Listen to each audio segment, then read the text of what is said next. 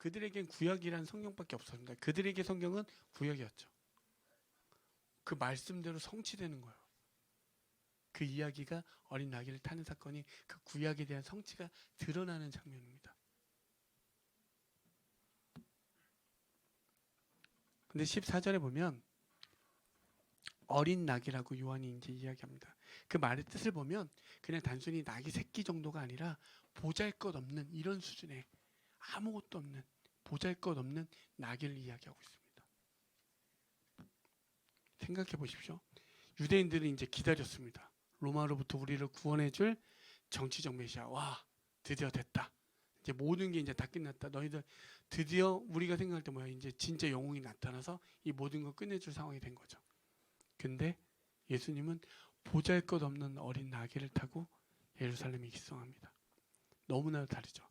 힘의 방식이 아니라 그들을 물리칠 어떤 능력과 기적이 아니라 끝까지 평화의 방식으로 사랑의 방식으로 그들에게 들어가고 계신 겁니다.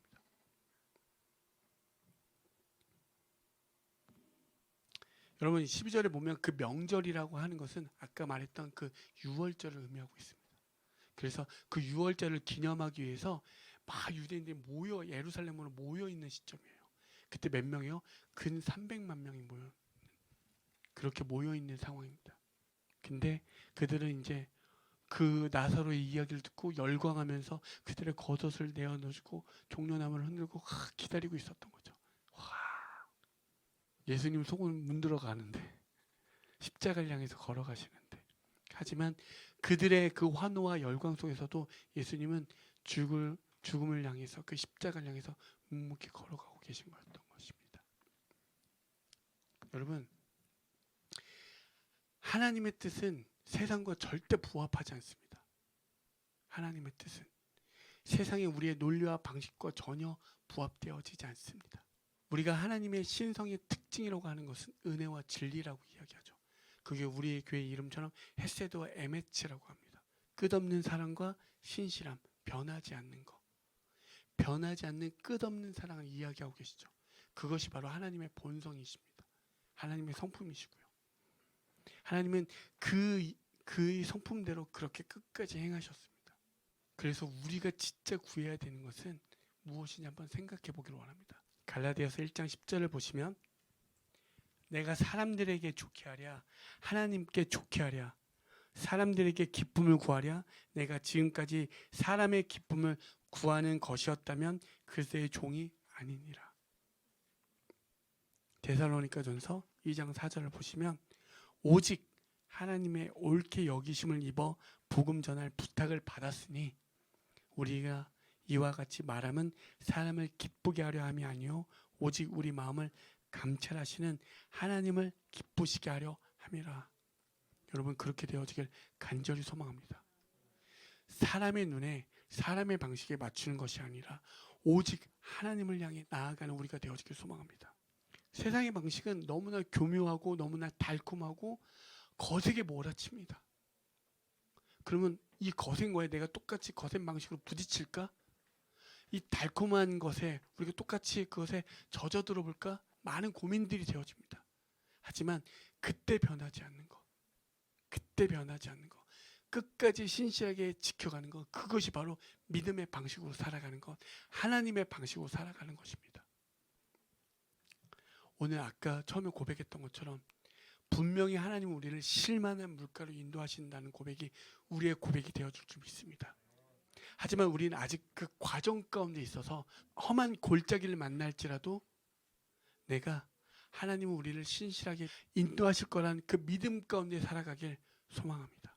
오늘 우리는 요한복음 12장 1절부터 15절까지를 통해서 우리 많은 사람들이 인간 군을 받습니다. 어떠한 자리에 있든 예배하는 자들, 합리와 논리, 이성을 가지고 이야기하지만 그 뒤에 철저하게 계산된 모습의 사람들, 자기의 어려움과 자기의 모든 형편을 구원해줄 그걸 어떠한 것을 구하는 그들의 무리, 또한 많은 것을 누리고 이 땅 가운데 누리고 있는 그들의 정말 이중적인 모습들, 우리는 어디에 속해 있습니까? 우리는 어디에 속해 있습니까?